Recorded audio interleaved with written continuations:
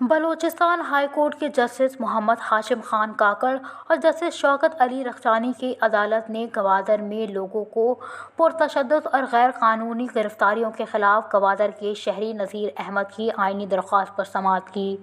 درخواست گزار کے وکیل راہب خان بلیدی ایڈوکیٹ نے عدالت کو بتایا کہ اس وقت گوادر مکران ریجن میں خوف ہراساں کا ماحول ہے، دکانداروں کو ہراساں کیا جا رہا ہے، شہریوں کے بنیادی حقوق معطل ہیں،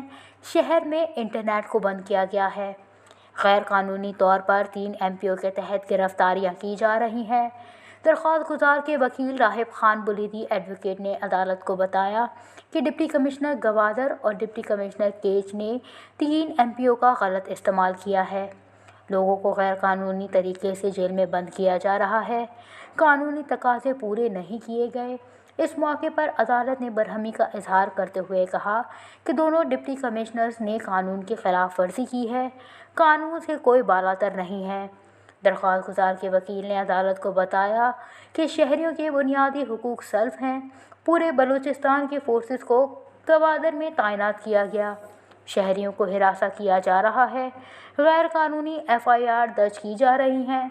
گوادر سے گرفتار لوگوں کو شدید سردی میں کوئٹہ لایا گیا۔ عدالت نے برہمی کا اظہار کرتے ہوئے ایڈوکیٹ جنرل بلوچستان سے استفسار کیا کہ گرم علاقے کے لوگوں کو سرد علاقے میں لانا بددیانتی ہے۔ عدالت نے درخواست گزار کے کیس کو سماعت کے لیے منظور کرتے ہوئے تمام غیر قانونی طور پر گرفتار لوگوں کی تفصیل عدالت میں جمع کرانے کا حکم دیتے ہوئے کہا کہ ملک آئین کا آرٹیکل 9 اور 15 لوگوں کے حقوق کا تحفظ کرتا ہے، تمام شہریوں دکانداروں کے بنیادی حقوق کا تحفظ عدلیہ کی ذمہ داری ہے کہ اس کی آئندہ سماعت تک حقوق کا تحفظ یقینی بنائے۔ وش نیوز، کوئٹہ۔